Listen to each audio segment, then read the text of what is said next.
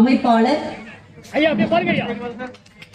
மாண்புமிகு தமிழ்நாட்டின் துணை முதலமைச்சர் மரியாதைக்குரிய குங்கு மாஸ்டர் எஸ் கருணா அவர்களே,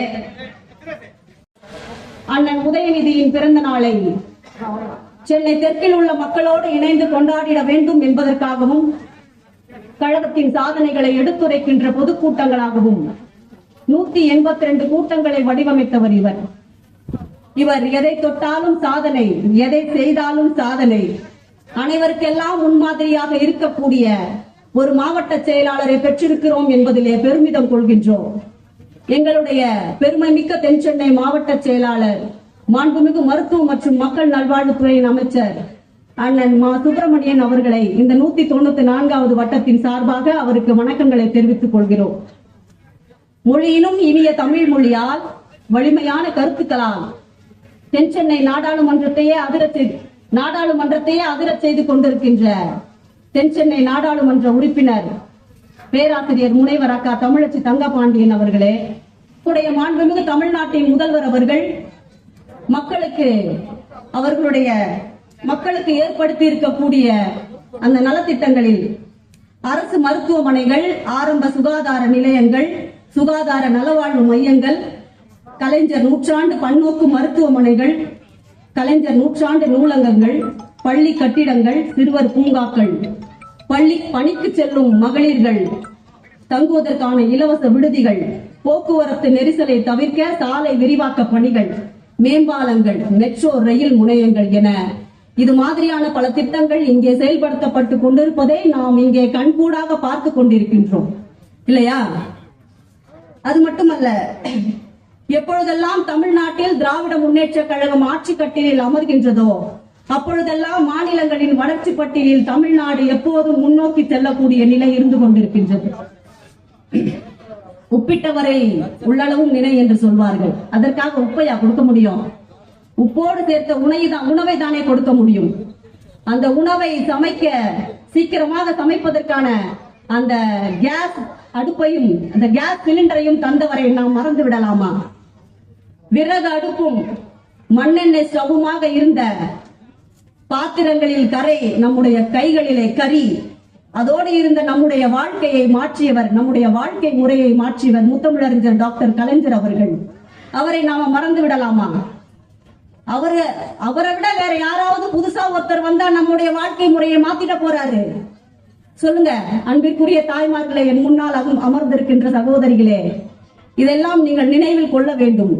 எப்பொழுதும் இந்த திராவிட முன்னேற்ற கழகம் மகளிர்களுக்கான அந்த திட்டங்களை செயல்படுத்தி கொண்டிருக்கின்றது. முத்தமிழறிஞர் டாக்டர் கலைஞர் அவர்களுடைய வழியில் அவருடைய மகன் மாண்புமிகு தமிழ்நாட்டின் முதலமைச்சர் அவர்கள் பெண்களுக்கான மிக சிறப்பான திட்டங்களை செயல்படுத்தி கொண்டிருக்கின்றார்.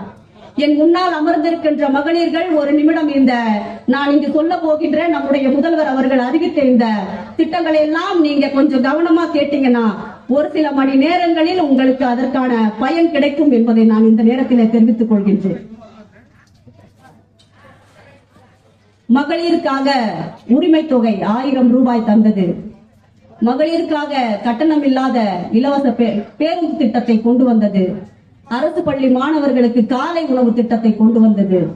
அரசு பள்ளியில் பயில்கின்ற மாணவர்கள் உயர்கல்வியை பெறுவதற்கு மாதம் 1000 ரூபாய். ஆண் பிள்ளைகளா இருந்தா தமிழ் புதல்வன் என்ற திட்டத்தின் கீழ் மாதம் 1000 ரூபாய், பெண் பிள்ளைகளா இருந்தா புதுமை பெண் என்கின்ற திட்டத்தின் கீழ் மாதம் 1000 ரூபாய். அடுத்ததாக இன்னுயிர் காப்போம் நம்மை காக்கும் 48 என்ற திட்டம்.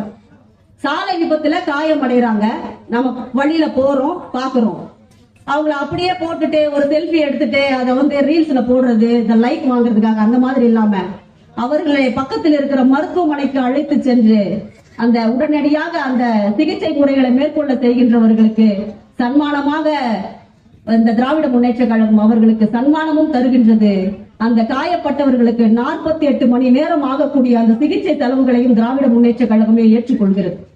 இதற்கெல்லாம் முன்னாடி கொரோனா என்ற கொடிய நோய் இந்த உலகமே கண்டு நடுங்கிக் கொண்டிருக்கும் போது, கொரோனா பாதித்தவர்களை உறவினர்களே பார்க்க முன்வராத போது, கொரோனாவால் பாதிக்கப்பட்டவர்களின் இறந்தால் அவர்களுடைய உடலை வீட்டிற்கே அனுப்ப முடியாத சூழ்நிலை இருந்த பொழுது, தன்னுடைய நாட்டு மக்களுக்காக தன் நலனை பற்றி கொஞ்சமும் சிந்திக்காமல் செயல்படுகிறவன் தான் மிகச்சிறந்த அரசன் என்று சொல்லுவார்கள் இல்லையா? அதை நாம் அந்த சரித்திர கால கதைகள்லையும் சினிமாக்கள்லையும் பார்த்திருப்போம். அது மாதிரியான ஒரு அரசனாக கொரோனா பாதித்த தன் மக்களை காண மருத்துவமனைக்கு சென்று நலம் விசாரித்த ஒரே தலைவர் தமிழ்நாட்டின் முதல்வர் மட்டுமே. இது எத்தனை நிகழ்ச்சியான தருணம்ங்க. இதை ஒவ்வொரு நாளும் நாம நினைச்சு பார்க்கணும். அந்த மாதிரி ஒரு இடத்துக்கு நாம நம்முடைய அப்பாவை, நம்முடைய கணவனை, நம்முடைய பிள்ளையை, நம்முடைய சகோதரனை நாம அந்த இடத்துக்கு அனுப்புவோமா? இதையெல்லாம் நாம் ஒவ்வொரு நாளும் நினைத்து பார்க்க வேண்டிய தருணங்கள். அது மட்டுமல்ல, நோய் நாடி நோய் முதல் நாடி அது தணிக்கும் வாய் நாடி வாய்ப்பச் செயல் என்ற வள்ளுவனின் வாக்கிற்கிணங்க வீடுகளுக்கே சென்று பரிசோதனைகள் செய்து சுகர், பிரஷர் மற்றும் தொற்றா நோய்களுக்கான மருந்துகளை வழங்கக்கூடிய மக்களை தேடி மருத்துவம் என்ற மிக சிறப்பான திட்டத்தை அறிவித்தவர் நம்முடைய மாண்புமிகு தமிழ்நாட்டின் முதல்வர் அவர்கள். இதுல 2 கோடி பேர் இதில் பயனாளிகளாக இருக்கின்றார்கள். இது தமிழ்நாட்டின் மருத்துவ வரலாற்றில் ஒரு மைல்கல். மருத்துவம் கிடைக்க பெறாத காடு மலைகளில் உள்ள கிராமங்களுக்கெல்லாம் இந்த திட்டத்தை கொண்டு போய் சேர்த்தவர் நம்முடைய மருத்துவத்துறையின் நாயகன், மாண்புமிகு மருத்துவம் மற்றும் மக்கள் நல்வாழ்வுத்துறையின் அமைச்சர் அண்ணன் மா. சுப்பிரமணியன்.